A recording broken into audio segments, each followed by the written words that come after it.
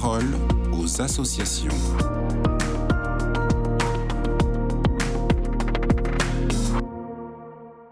Bonjour à tous, bienvenue dans la parole aux associations. Aujourd'hui, je suis avec Frédéric Fabry. Bonjour Frédéric. Bonjour Agnès, bonjour Cathéo. Alors Frédéric, vous êtes directeur général de l'Ordre de Malte France et il y a quelques semaines, vous étiez à Marseille pour inaugurer une nouvelle épicerie sociale et solidaire. Et la semaine dernière, une autre épicerie a également été inaugurée à Mantes-la-Ville. Alors de quoi s'agit-il et à quels besoins répondent ces nouveaux lieux ? Alors, ces épiceries sociales et solidaires, d'abord, c'est un projet que l'on mène en partenariat avec donc nous, l'Ordre de Malte France, et la Société Saint-Vincent de Paul. Et on est jamais plus fort qu'à deux pour réaliser ces projets. Et donc, ce qui est intéressant dans ce concept d'épicerie sociale et solidaire, c'est d'offrir un accueil à des personnes en situation de grande précarité ou de vulnérabilité, pardon, et de pouvoir leur proposer des produits à prix modéré ou voire gratuitement, pour les aider à compléter en fait leur panier repas, du mois. Et donc, nous sommes évidemment accompagnés par des partenaires, financiers, dans ces ouvertures d'épiceries.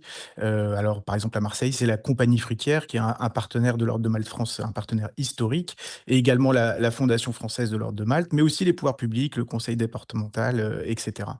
Et l'intérêt donc de ces lieux, ce sont, avant tout des lieux d'accueil, hein, avec un public qui est orienté par, les centres communaux d'action sociale ou des paroisses, par exemple, et qui nous aident justement à bien calibrer, l'offre que l'on va proposer à ces publics.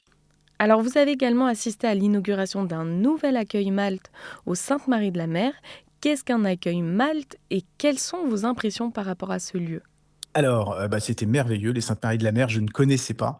C'est un très, très bel endroit et donc là, on a ouvert, alors c'est pas une épicerie, c'est différent. L'accueil Malte, c'est vraiment un lieu de rencontre. C'est, permettre là encore, si une paroisse ou, un opérateur, public nous oriente, des personnes en situation de grande précarité ou de grande vulnérabilité, c'est qu'elles puissent trouver un endroit où parler, recréer du lien social, bénéficier de conseils, pour s'orienter sur différents services, d'aide et puis également, c'est aussi fournir, des produits de première nécessité tels que des kits d'hygiène ou parfois des paniers repas.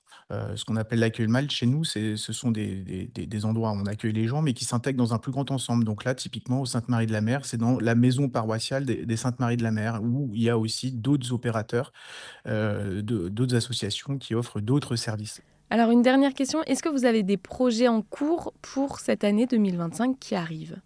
Alors oui, nous travaillons sur plusieurs projets d'accueil Malte ou de table de Malte, c'est-à-dire nos épiceries et également, nous avons, vous le savez peut-être pas, mais nous sommes très en pointe sur, la santé et donc nous faisons des maraudes médicales, itinérantes dans des zones, qui subissent le désert médical de plein fouet et là aussi pour aller, toucher les personnes les plus vulnérables et donc je me permets de cet appel.